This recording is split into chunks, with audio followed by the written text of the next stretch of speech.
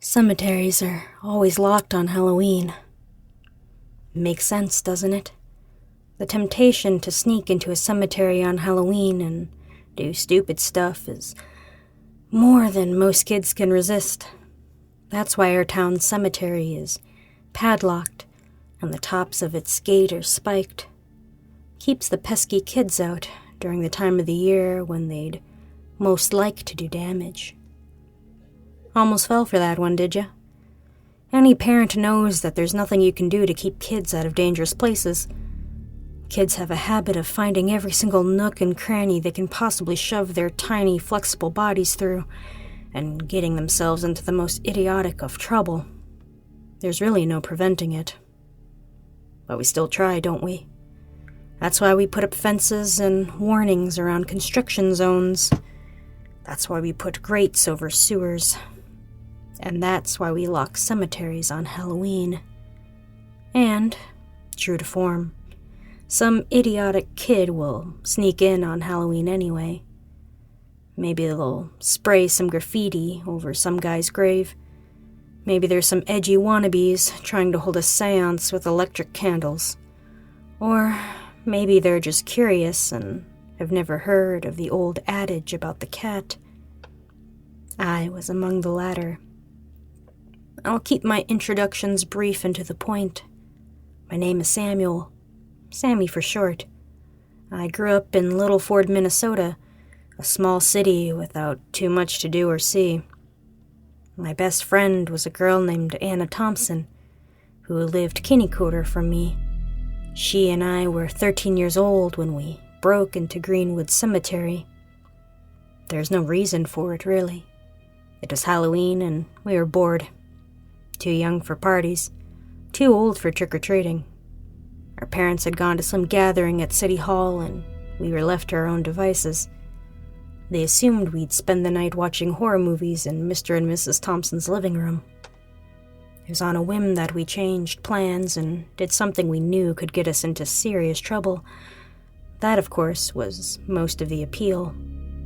So we grabbed a few flashlights along with our coats and headed down the road. The cemetery was only a few blocks away, its presence marked by the high spikes of the wrought iron gates. It glowed in the pale moonlight like a warning, but neither of us paid any attention to it.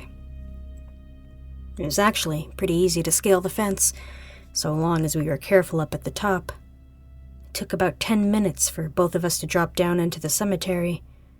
We stood on its outskirts, our view mostly obscured by the giant trees that lined the cemetery boundaries. "Now what?" asked Anna, just a little out of breath. She could never keep up with me. I shrugged. I hadn't really thought that far ahead. Let's walk around, see if we can find anything interesting. Maybe there are some other kids messing around out there. I secretly thought it would be fun to play hide-and-go-seek in the darkness of the cemetery. At least, as long as the other kids didn't think it was stupid. So we weaved our way through the trees, relying on our flashlights to see a few scant feet in front of us as a cloud passed over the moon and left us shrouded in darkness. We managed to stumble our way through the trees for about 20 minutes or so when, suddenly, Anna stopped and held her breath. "Listen," she hissed, grabbing my arm so hard that it hurt. "Do you hear that?" At first I didn't hear anything but the rustling of leaves in the wind. I was about to say so when another sound crept into my ears, barely perceptible, but there all the same. It was impossible to distinguish what it might be, but my curiosity was piqued. "Let's go," I said, sliding her grip down to my hand. Truth is, I always found Anna pretty, with her wavy blonde hair and green eyes. I was glad she couldn't see me blush in the dark. We walked towards the sound, or at least where we thought it might be coming from. It was so quiet, it was hard to tell. However, the longer we walked, the louder it got. As the sound became more distinct, we both realized that it was agony. It was a cacophony of moaning and crying and maybe even a little begging. Anna began to shake a little as the sounds increased in volume. "Hey, I don't like this. Let's get out of here," she said. Abruptly, I turned around and dragged her along, anxious to get away from the noise. However, no matter which way we turned, all the tormented wailing became louder and louder, until it was almost painful to hear. I realized that Anna was crying beside me. I could feel it in the way her hand shook in mine, but I couldn't hear it over the noise. I could feel the beginnings of a panic attack overcoming me when, all at once, the moon burst out from behind the cloud and illuminated the cemetery.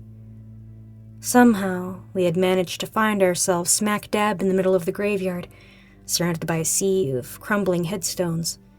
We were in the older part of the cemetery, it seemed, based on the quality of stones, at least the ones that still existed. What caught my attention, however, wasn't the tombstones, but what was attached to them. Withering in the dirt was a mass of bodies, each scrambling desperately against the ground, a chain wrapped around each waist, linking its victim back to a stone close behind it. I took the scene around me, finding it impossible to understand what I was seeing. A sharp, high-pitched cry brought my attention down towards my feet. I saw a little girl, no more than 6 or 7, sobbing in the dust. She was chained to a stone that was twice as large as she was. My God, I thought, that must weigh a ton. She seemed as though she was trying to rip it out of the ground, although her pitiful muscles couldn't so much as bulge it. She cried out to me in a language I couldn't understand, reaching for me as though I could save her from her torment. Without thinking, I reached down and grasped her hand, only to find that I passed through her form as though it was nothing but air.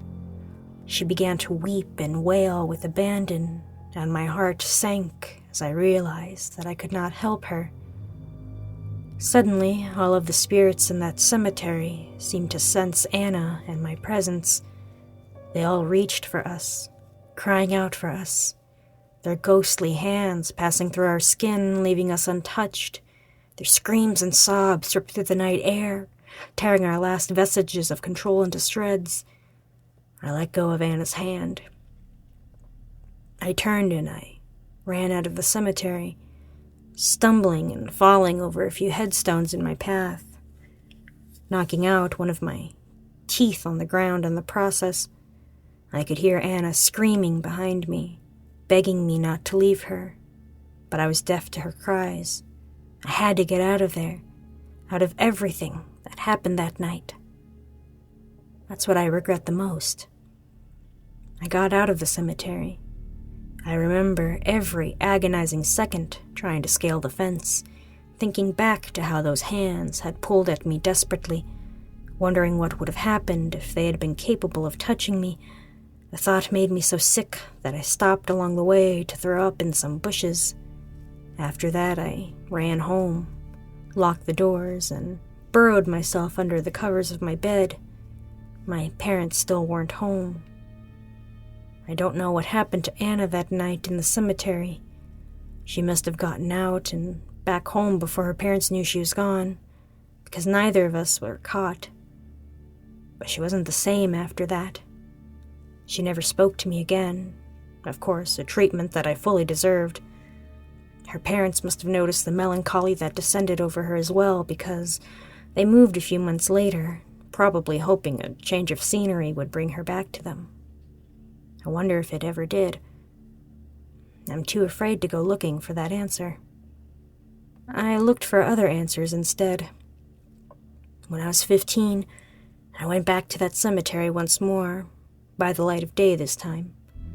I wandered through its uneven expanse until I saw a large tombstone, one that I recognized.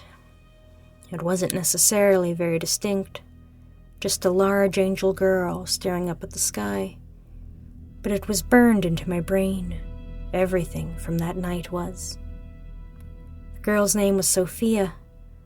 Her last name was too faded to make out. The epitaph was in another language, perhaps German.